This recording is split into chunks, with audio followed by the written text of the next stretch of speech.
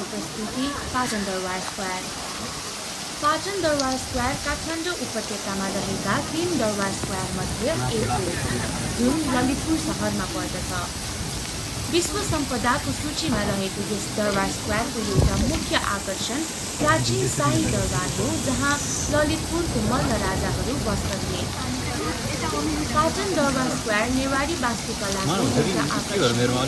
यहाँ थुप्रै मन्दिर र भगवानका मूर्तिहरू रहेका छन्। यहाँ 163 वटा बहालहरू छन् भने 55 वटा प्रमुख मन्दिरहरू छन्। 2072 सालको भूकम्पले दरबारमा ठुलै क्षति भएको थियो।